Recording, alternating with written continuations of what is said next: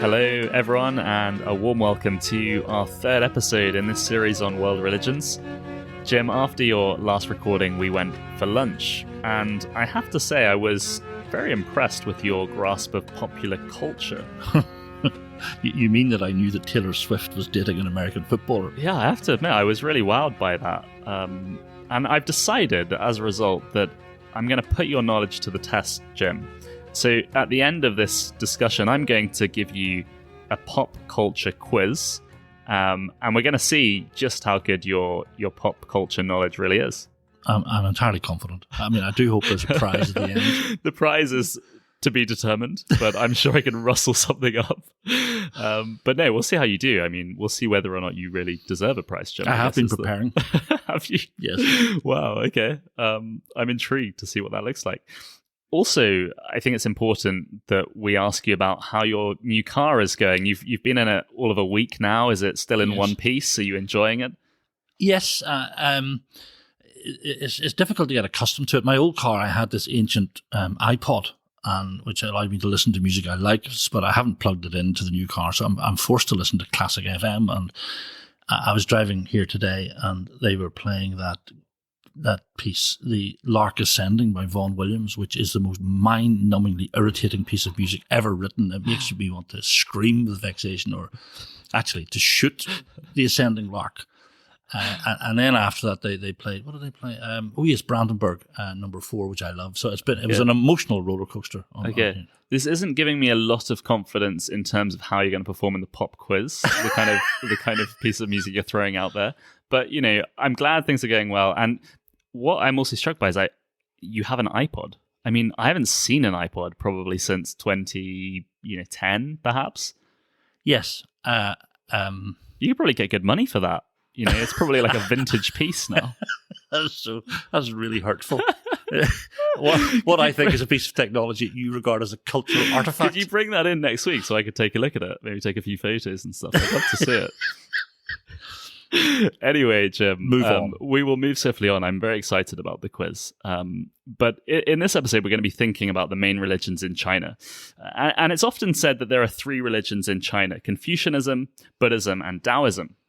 But that statement isn't actually referring to 3 groups. As we've seen in the previous episodes, the religions of the East are interconnected, and they merge and contradict each other all the time. So it's actually said that for morals, the Chinese look to Confucianism.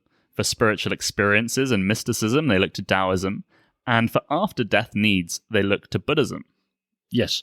Someone said that for everyday life, the Chinese wear a Confucianist hat. For religious experiences, they wear Daoist robes, and they put on Buddhist sandals as they step into death.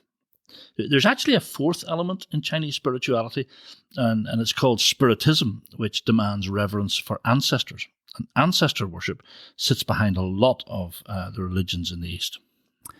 We shouldn't forget that there are upwards of 60 million Christians in China and maybe 25 million Muslims. In this episode, we want to think about Daoism, but before we get into that, Jim, I want to ask why we're not treating or considering Confucianism. We're not, because Confucianism isn't really a religion. It's better understood as a system of ethics. It's a sort of religious humanism. So let me just say a few words about its core philosophy, which is the cultivation of virtue, a quality which it calls Zhen.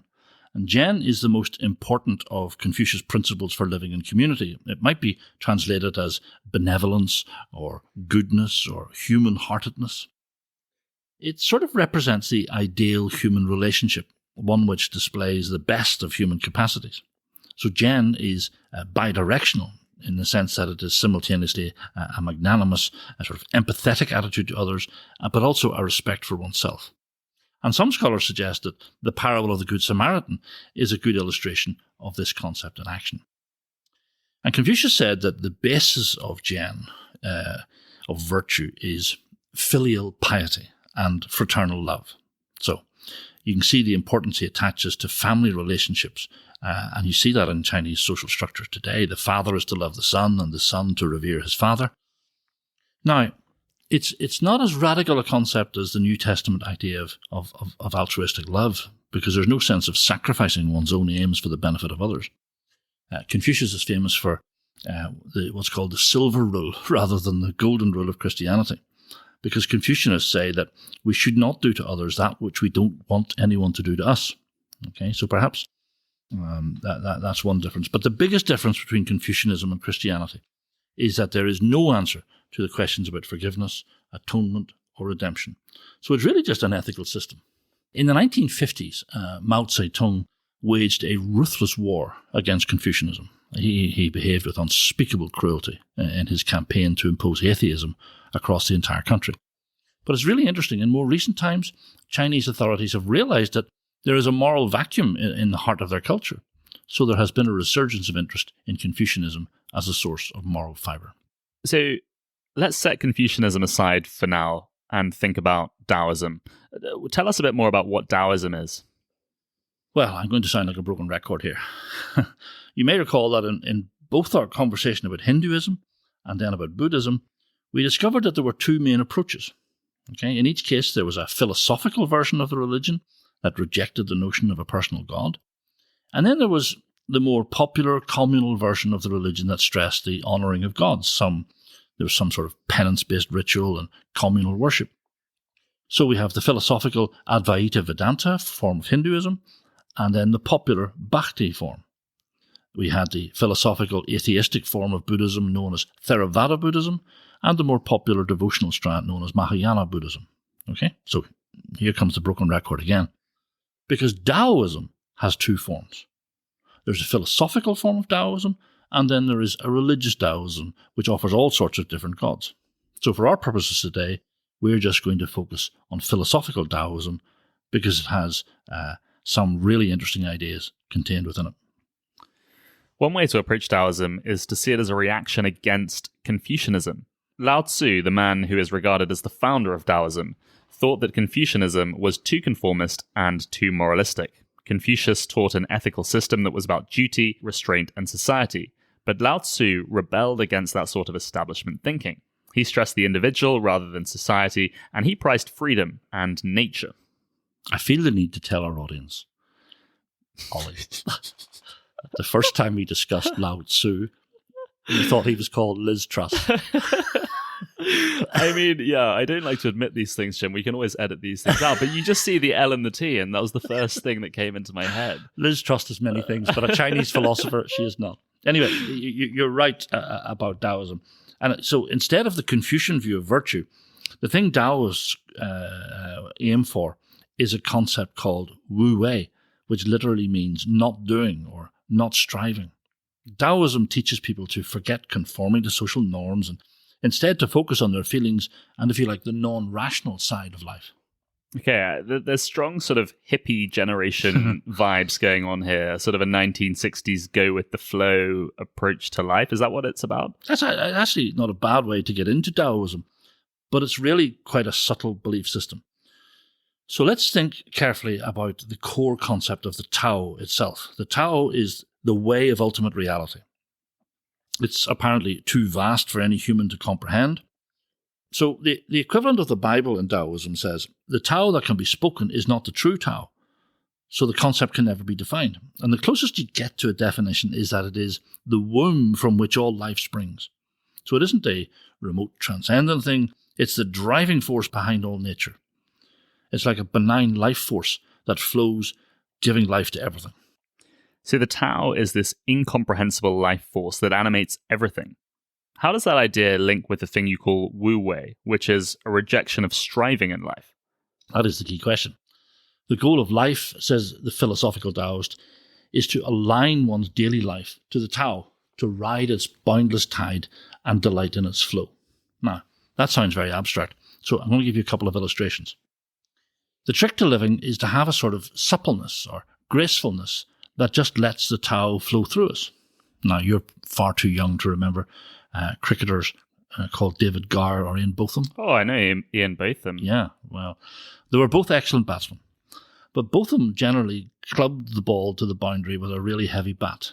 But David Gower was a much more delicate batsman. He could send the ball to the boundary with no apparent effort, just consummate timing. All you ever saw was a lazy flick of the wrist. Now, so that's one example. A more authentic illustration is of a Chinese cook whose knife never seemed to lose its edge. When he cut up an ox, Out went a hand, and down came a shoulder of beef. He planted a foot, pressed with a knee, and the ox fell apart with a whisper. The bright cleaver, we are told, murmured like a gentle wind, because everything was about rhythm and timing. When the cook was asked for his secret, he said, "There are spaces in the joints. The blade is thin and keen, and when this thinness finds a space, there is all the room you need. It goes like a breeze." So you've thought about this Taoist idea of a life force. The Tao is this benign, incomprehensible life force that animates everything. And the concept of Wu Wei is to align our lives with the Tao so that we don't cut across the grain of life. There is one more really important idea in Daoism, and it can be seen in the symbol that represents yin and yang. Many of our listeners will have seen this really famous symbol. It's a circle with an area of white and an area of black. But the division between the two isn't a straight line. The white invades the black area, and the black area invades the white area.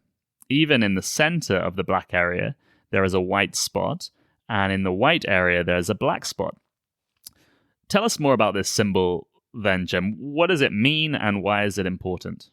The yin-yang symbol actually comes from traditional Chinese folklore, but Daoism adopted it and incorporated it into its philosophy.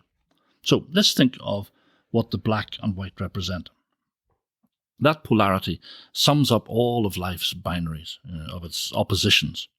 Good and evil, active and passive, positive and negative, light and dark, summer and winter, male and female.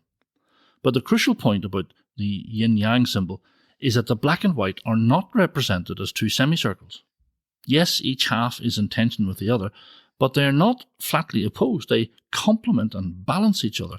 Each invades the other's hemisphere to take up its abode in the deepest recess of its partner's domain. The yin-yang symbol also has an outer ring. What does that represent? Yeah, the outer circle represents the Tao. So both polarities, the black and the white, find themselves resolved by the circle that surrounds them, the Tao in its eternal wholeness.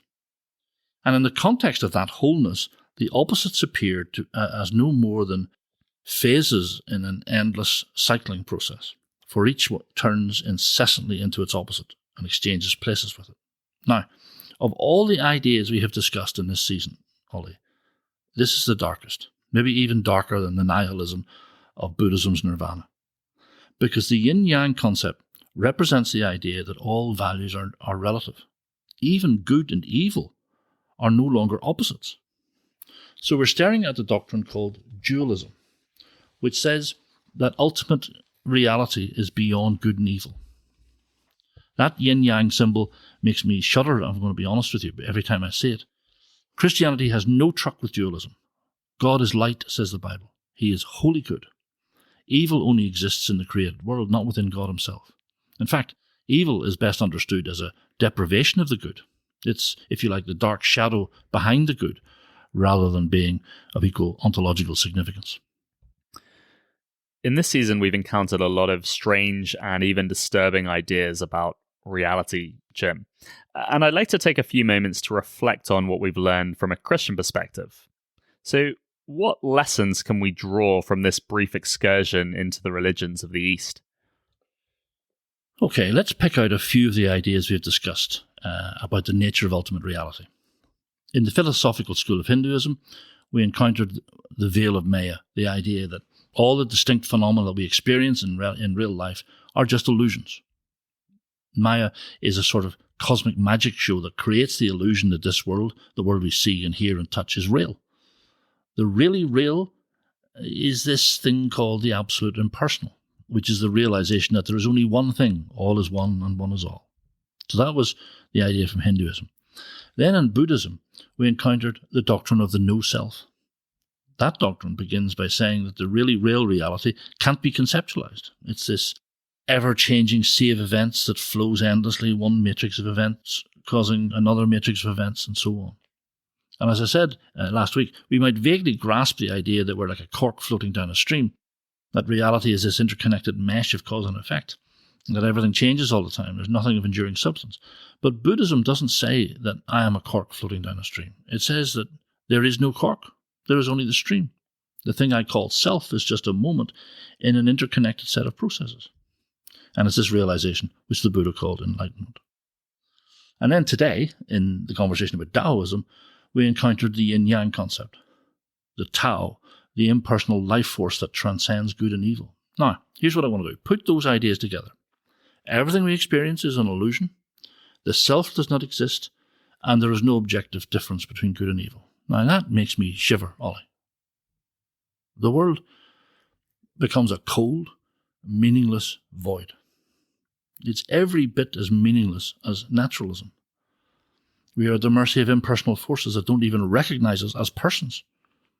Now, in complete contrast, listen to Jesus teach us to pray. Our Father who art in heaven, hallowed be thy name.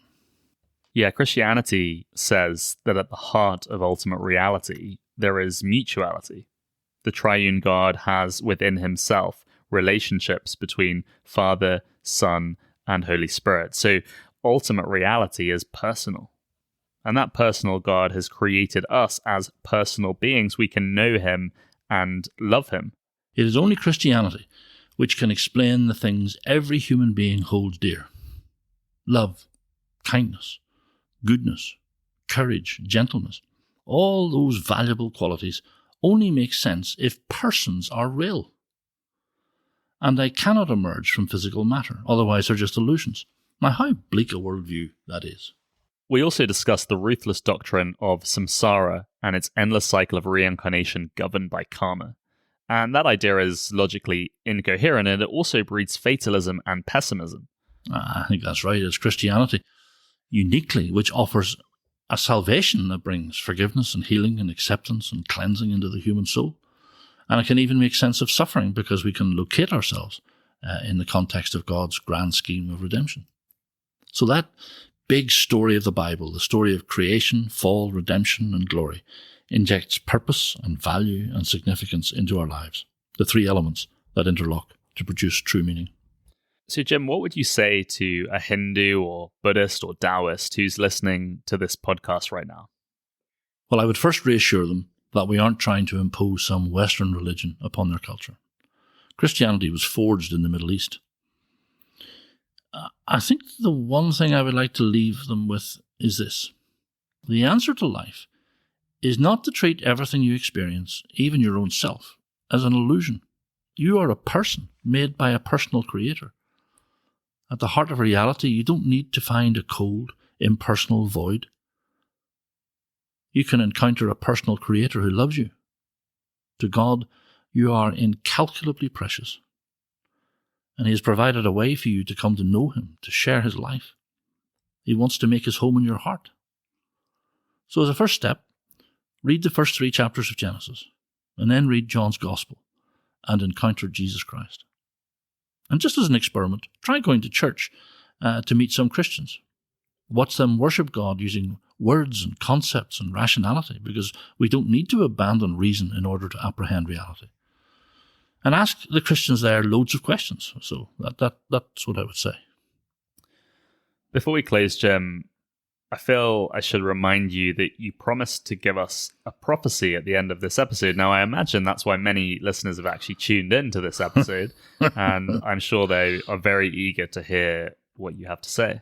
This is going to be such an anticlimax. But before I reveal my tentative prediction, let me set the scene. If you look over the history of the Christian church, it's clear that every so often the evil one attacks the faith by sending a delusion, a set of ideas that initially seems plausible to culture. I mean, think of that moment called the Enlightenment, when atheism set up its throne in Notre Dame Cathedral during the French Revolution. Or think of the terrible attack on the authority of the Bible made by German higher critics about 150 years ago. And the best known moment for us came as a result of Charles Darwin's theory of evolution. The dispute between Christianity and popular science came to a head in 1925 with the Scopes trial. He was a high school teacher, and he was put on trial in Arkansas for teaching evolution in school. And there was a film called Inherit the Wind made about the dispute. It was untroubled by facts, shall we say. And they created this propaganda masterpiece And there's a journalist called H.L. Mencken. He had a pen like a scalpel, and he said it portrayed Christians as half-wits in galvanized iron tabernacles behind the railroad yards. That all seems like quite a long time ago now, Jim. So today in the world of science, we have Stephen Meyer's return of the God hypothesis. He gave a brilliant interview with Piers Morgan a few weeks ago. And in the humanities, we've got the likes of Jordan Peterson, Douglas Murray, Tom Holland, and many others who are saying that Western civilization was built on a Christian foundation, and that by rejecting it, the West is going to bring about its own destruction.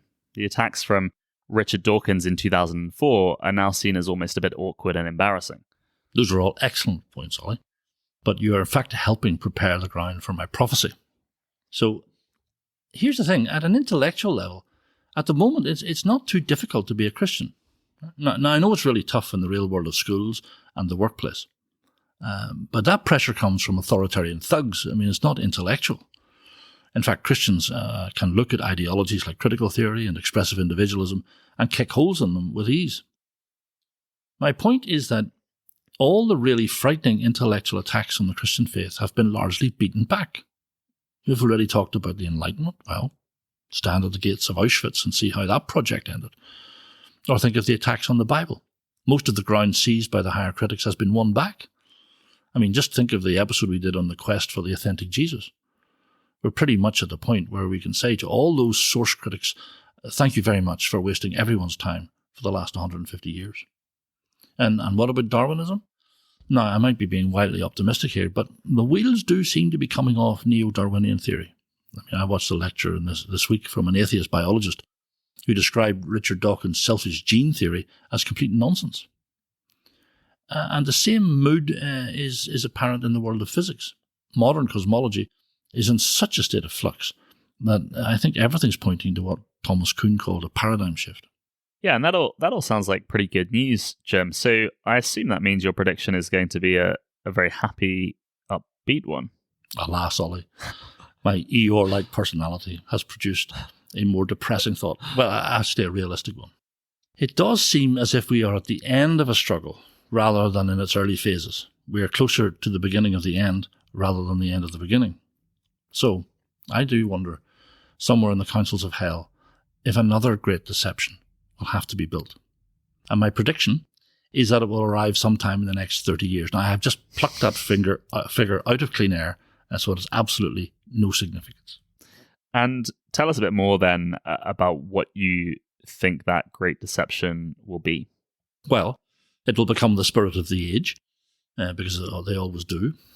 And the 21st century, we are told, will see the rise of Asia. So the next Einstein is likely to be called Chandrasekhar or Chang.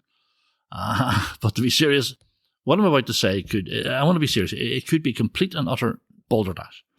But I have wondered if some of the ideas we have talked about in this season, the concepts found in Buddhism or Daoism, might align with a new paradigm in science. When we were discussing all the positive things about the collapse of the Enlightenment, and we didn't actually mention naturalism, which is the idea that all of reality can be explained in terms of physics. So everything from love to helicopters can be, what a random collection of things. Anyway, they can be reduced to atoms and molecules. Now, the technical term for that idea is physicalism. And the real battle with physicalism at the moment is centered on the human brain, in particular, the nature of consciousness. Can consciousness be explained in purely physical terms? And for quite a long time, science thought that the answer to that question was yes. But an increasing number of neuroscientists and philosophers of the mind are now saying no. So that sounds like good news, Jim. In the short term, yes. But here's the thing. Suppose a new theory emerges. It is proposed that there is some impersonal, self-organizing force at the bottom of reality. We will be told that it explains quantum entanglement and relativity in one equation. Newspaper articles will shriek that the answer to reality has been found. Some might call it a universal consciousness.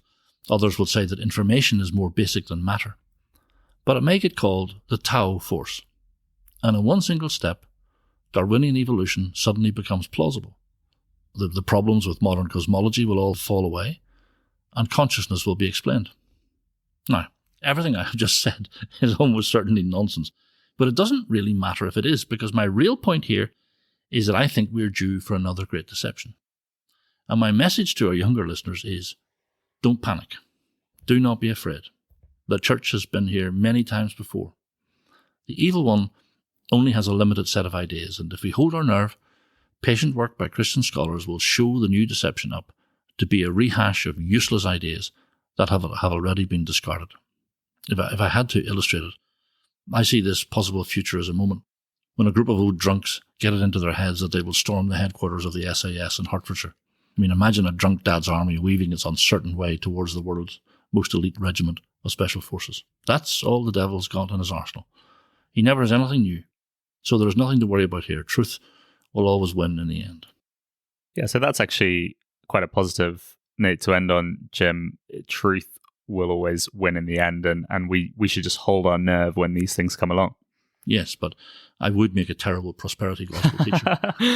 I agree with you there. To be serious, I don't want to alarm anyone. I just think that the job of a Bible teacher is to prepare God's people for whatever battles lie up ahead. Yeah, absolutely. Absolutely. With the confidence that in the end, the Lord is victorious. Amen. One practical thing we can do for future generations is to pray that God will thwart those principalities and powers which may be planning such deceptions. Paul writes in Scripture, we wrestle not against flesh and blood. Amen. Amen to that. Now, Ollie, on to more serious matters. I am ready to answer your questions about popular culture. I should say, Ollie, the preparation I have done is to Google famous pop stars. Jim, I'm extremely excited about this this part of the podcast. I've been waiting with bated breath for this moment, and I'm just going to run through a few questions, and we're just going to get a sense of where you're at in terms of your pop culture. To begin with, we're going to start with a question related to an animated movie. Which animated movie features the song "Let It Go"? Frozen. Oh, wow. Very impressive. Didn't even need... I had multiple choice options there, but straight in with the correct answer. Jim, that's a great start. Star Wars has actually potentially something to do with Daoism. Is that correct? There's a... Yes, the force be with you, you could say, is a very simplistic notion of Taoist life force, the Tao. Okay, well, with that in mind, I feel it's only appropriate then that we have a Star Wars related question. I have never seen it. You've never seen it? No. Okay. So, but it's Ewan McGregor?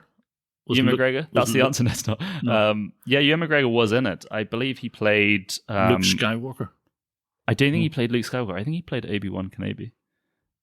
But anyway... Is that a thing? That's a thing, Obi-Wan Kenobi? In the Star Wars series, who is Luke Skywalker's father? Okay, we have 4 options. Oh, I do know. No, I know this. Darth Vader. Is that right? That is the correct answer. Yes. Yeah. Yes, I am your father. Yeah. Yeah. Jim, I'm like, to me, I have to be honest, I'm actually a bit disappointed how well you've done. But you see, I just read reviews of these things. I don't ever actually watch them. Okay. Here's a pop song related question. Which singer released the hit song "Rolling in the Deep"? I think it was Selena Gomez. Correct. No, wrong. It was Adele in this instance. Which popular video game features characters such as Mario, Luigi, and Bowser? I can give you the options here. Do you want the options?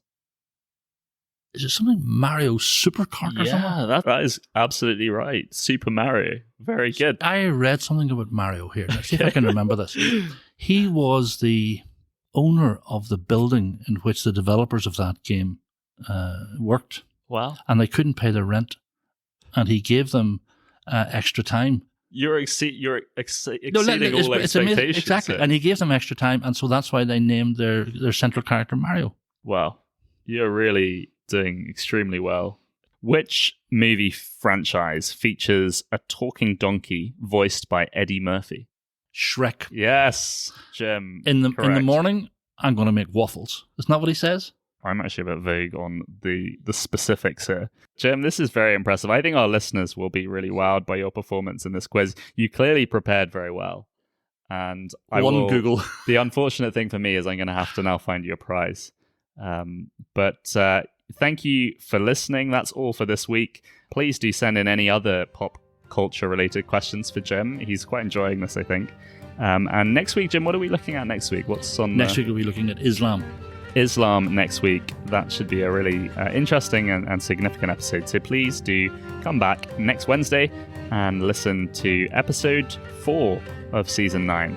But thanks for your time and have a great week.